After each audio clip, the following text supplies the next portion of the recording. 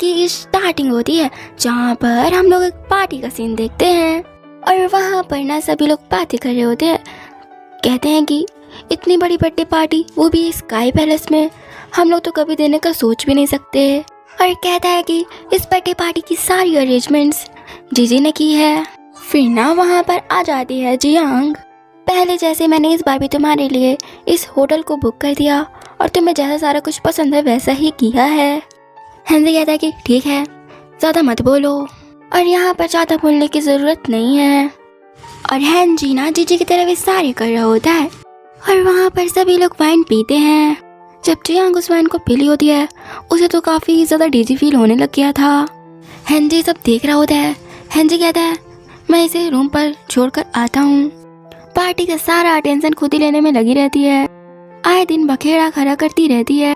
Next scene में Jiang bed पर होती है और वैसे भी उसे डिजी फील हो ही रहा था और उसे कुछ समझ नहीं आ रहा होता है। जियांग हेनरी से पूछने लगती है कि आखिर तुम डॉक्टर को क्यों नहीं बुला रहे हो। हेनरी तो यहाँ पर अपने दोनों फ्रेंड को आने के लिए कहता है। उसके दोनों फ्रेंड तो जियांग के क्लोज आने लग गए थे। जियांग तो यहाँ पर हेल्प चिल्ला रही होती है, लेकिन ये लोग तो यहाँ पर बस खड़े होकर तमाशा देख रहे होते हैं। वो दोनों तो उसके क्लोज आ रहे होते हैं। वो तो बेचारी हेल्प चिल्ला रही होती है, लेकिन वो उसे बचाने के लिए नहीं आता। जियांग कहती है कि मैंने तुम्हारे साथ क्या किया जो तुम मुझे ऐसे। जियांग तो यहाँ पर उसे अप्रोच करने लग गई थी, लेकिन हेनरी तो उसे इग्नोर करता है और ऊपर से रिकॉर्डिंग भी ऑन कर देता है और कहता है कि यहाँ पर तुम एंजॉय करना फुली, और वहाँ से चला जाता है। बाहर जाकर हेनरी और जीजी वेट कर रहे होते हैं। फिर वही दोनों फ्रेंड्स आकर उसे रिकॉर्डिंग दे देते हैं और यहाँ पर हेनरी उस रिकॉर्डिंग को देखकर काफी ज्यादा हैप्पी था और कहता है जितने भी पैसे तुम्हारे बैंक में ट्रांसफर हो जाएंगे। फिर वो दोनों जियांग के पास आ गए होते हैं। जियांग कहती है कि तुमने मेरे साथ इतना गलत क्यों किया। हेनरी कहता है कि कंपनी के जो भी शेयर्स थे तुमने मेरे नाम पर कर दिया है, अब मुझे तुम्हारी जरूरत नहीं थी। जियांग कहती है कि इसका मतलब कि तुम मुझे स्टार्टिंग से ही बस यूज कर रहे थे, सिर्फ पैसों के लिए तुम मेरे पीछे पड़े थे कॉलेज टाइम से। हेनरी कहता है ऑफ कोर्स तुमने आज मुझे सही समझा, अगर तुम्हारे पास पैसे नहीं होते तो मैं तुम जैसी लड़की को घास भी नहीं डालता। जियांग कहती है कि मैं तुम्हारे साथ इतने सालों से थी, मैंने तुम्हारे लिए क्या कुछ नहीं किया। कंपनी के शेयर्स भी तुम्हारे नाम पर ट्रांसफर कर दिए ताकि ऑनरशिप तुम्हारे नाम पर आ जाए। क्या तुम्हें मेरा प्यार नहीं दिखा। वो तो यहाँ पर बस हंस ही जा रहा था। जियांग गुस्से में चिल्लाकर पूछने लगती है कि पैसे ही चाहिए थे ना, वो तो तुम्हें मिल ही गए थे। जियांग कहते हैं कि पैसे और शेयर्स मैंने तुम्हारे नाम पर ट्रांसफर कर दिए थे, इसके बाद तुमने मेरे साथ इतना गलत क्यों किया। तुम मुझे बोलते तो मैं खुद वहाँ से चले जाती। हेनरी कहता है कि कंपनी की ऑनरशिप पाने के लिए मुझे इस तरह करना ही पड़ता था, इसलिए मैंने कुछ डर्टी प्ले आजमाया। इस वजह से लोगों को लगेगा तुम जैसी लड़की किसी काम की नहीं है और यहाँ पर तो कोई बखेड़ा खड़े हुए ही सीधे मेरे नाम पर ऑनरशिप आ जाएगी। यहाँ पर ना उसकी आइज क्लोज होने लग गई थी और वो दोनों तो यहाँ पर बस खड़े होकर हंसे जा रहे थे। यहाँ पर ना जियांग का काफी ज्यादा मूड ऑफ था, उसे कुछ समझ नहीं आ रहा था, लेकिन यहाँ पर नाइफ को उसने खुद के ऊपर चला लिया था।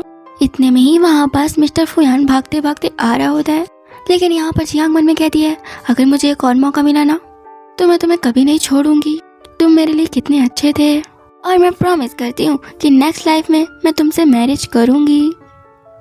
फुयान। इतने में ही उसकी आइज क्लोज हो जाती है। नेक्स्ट सीन में उसका रिबॉन हो जाता है और यहाँ पर ना जीजे के ऊपर कॉफी गिर गई होती है। जीजे तो यहाँ पर चिल्लाने लग गई थी, कहती है कि तुमने मेरे ऊपर इतनी हॉट कॉफी गिरा दी। और यहाँ पास ना जियांग का सर चकरा रहा होता है। फिर उसे पास्ट की सारी मेमोरीज आने लग गई थी जहाँ पर हेनरी ने उसके साथ क्या क्या किया था, लेकिन यहाँ पर वो जियांग की फिक्र नहीं करता बल्कि जीजे के पास जाता है और उसके केयर कर रहा होता है। और यहाँ पर ना जियांग को सब कुछ याद आ गया होता है और वो मन में सोच रही होती है कि मैं इस बार रिवेंज लेकर ही रहूंगी। हेनरी उसे चिल्लाकर जाने के लिए बोलता है और कहता है कि जाओ जाकर जीजी के लिए दूसरी कॉफी बना कर लाओ। जियांग यहाँ पर खड़ी होकर हेनरी को बोलने लगती है कि तुम क्या थोड़े से ब्लाइंड हो क्या तुम्हें नजर नहीं आता उसने मुझे धक्का मारा है और मेरे पैरों पर भी कॉफी गिरी है, तुम्हें क्या लगता है कि मुझे चोट नहीं लगी होगी। हेनरी उसे कहता है कि एक्टिंग करना बंद करो, इतनी हॉट कॉफी भी नहीं थी कि तुम इतनी कॉफी से पिघल जाओगी। फिर ना वो कुछ नहीं बोलती और वो वहाँ से जाकर एक कॉफ़ी लेकर आती है और वो कॉफ़ी ले जाकर पूरी जीजू के फेस पर फेंक देती है। और यहाँ पर ना पूरी कंपनी के एम्प्लॉयज शॉक हो जाते हैं। हेनरी कहता है, क्या तुम पगला गई हो क्या तुम्हारे दिमाग में घुस नहीं रहा कि तुम क्या बोल रही हो? जियांग कहती है ठीक है, मैंने उसके ऊपर कॉफ़ी फेंकी, लेकिन इसके लिए मैंने तो उसे पहले ही माफ़ी मांग चुकी थी। हेनरी कहता है कि अगर जीजू को कुछ भी हुआ ना तो मैं तुम्हें नहीं छोड़ूंगा। जियांग कहती है कि जब उसके ऊपर कॉफ़ी गिरी तो तुम्हें बराबर नजर आता है, जब मेरे ऊपर कॉफ़ी गिरी थी तब तुम्हारी आंखें कहाँ चली गई थी? तब तुम्हें नजर नहीं आया कि मेरे ऊपर भी कॉफ़ी गिरी थी। हेनरी कहता है कि मुझे पता है कि तुम ये सब जानबूझकर कर रही हो ताकि तुम मेरा अटेंशन ले पाओ, और तुम इस तरह की हरकतें कर रही हो ना, इससे प्यार तो दूर मैं तुमसे और भी ज़्यादा हेट करने लग जाऊंगा। और इतने ही बीच में जी यहाँ पर अच्छा बनते हुए कहती है कि एक्चुअल में तुम मेरे कुछ ज़्यादा ही क्लोज हो, इसलिए वो जेलस फील कर रही होगी, मैं समझ सकती हूँ। और कहती है कि तुम्हें पता है ना कि ये ड्रेस मैंने लास्ट बर्थडे पर तुमने दी थी, वो भी पूरे 30,000 पे करके, जो कि पूरी की पूरी खराब हो चुकी है। जियांग कहती है कि अब तो नाटक करना बंद कर दे। 30,000 की ड्रेस, चलो अगर तुम्हें लगता है कि ये तुम्हारी ड्रेस 30,000 की है तो मेरी ड्रेस का प्राइस अंदाज़ा भी नहीं लगा सकती तुम। तभी बीच में एक एम्प्लॉय कहती है कि तुम्हारी ड्रेस जीजी की ड्रेस से तो चीप ही होगी, और वैसे भी तुम्हें हेनरी को थैंक यू बोलना चाहिए, वो तो तुम्हारे सारे एक्सपेंस पे करता है, साथ साथ स्कूल की फीस भी उसी ने पे की थी, तुम्हें तो उसे थैंक यू बोलना चाहिए। जियांग कहते कि सर्वेंट और मेरी मॉम इतने में ही यहाँ पर हेनरी आ जाता है उससे बात करने के लिए, क्योंकि एक्चुअल में सर्वेंट का बेटा कोई और नहीं बल्कि हेनरी था। लेकिन यहाँ पर उसने सबको ये बताया था कि सर्वेंट की डॉटर जियांग है। हेनरी जियांग से कहता है कि आखिर तुम कितना बोलती हो, तुम्हारी वजह से इतनी सारी प्रॉब्लम्स हो रही हैं, ऑफिस का एनवायरनमेंट डिस्टर्ब हो रहा है। और कहता है कि अगर तुमने वापस से ये सब कुछ किया तो मैं तुमसे 1 मंथ तक बात नहीं करूँगा।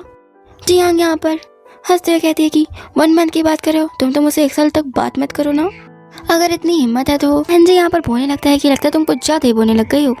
इतने में ही मिया कहने लगती है कि तुम भी क्या इस आधी पागल लड़की से बात कर रहे हो, तुमने मुझसे प्रॉमिस किया था कि तुम मुझे अपने घर लेकर जाओगे, तो यहाँ पर मैं अपने सारे कलीग्स को इनवाइट कर रही हूँ। हेनरी तो डर रहा होता है। फिर वहाँ पर सारे एम्प्लॉयज बोलने लगते हैं कि हमने सुना है कि आपका घर बहुत बड़ा है, और तो और उस एरिया में सबसे एक्सपेंसिव आपका ही घर है, तो क्या हम आपके घर को देख सकते हैं? इतने में ही जियांग कहते हैं कि क्या तुम सच में इन लोगों को अपने बंगलों में लेकर जाने वाले हो? एम्प्लॉयज तो कहने लगते हैं कि लगता है तुम्हें बहुत जेलस फील हो रहा है, और वैसे भी तुम तो उस बंगलों में शायद ही तक गई होगी, क्योंकि वहाँ पर तुम्हारी मम सर्वेंट जो है। हाई क्लास लोगों में और लो क्लास लोगों में फ़र्क तो होता है, और तुम जैसे लो क्लास लोग जब देखे जेलस फील करते रहते हैं। वो कहते हैं कि हाँ, लो क्लास लोग तो लो क्लास ही होते हैं। हेनरी कहता है कि तुम चुप रहो, अगर तुमने मुझे और ज़्यादा गुस्सा दिलाया ना तो मैं तुम्हें सच में छोड़कर चला जाऊँगा। और कहता है कि टेंशन मत लीजिए, नीचे सारी गाड़ियाँ वेट कर रही हैं, तो आप लोग जा सकते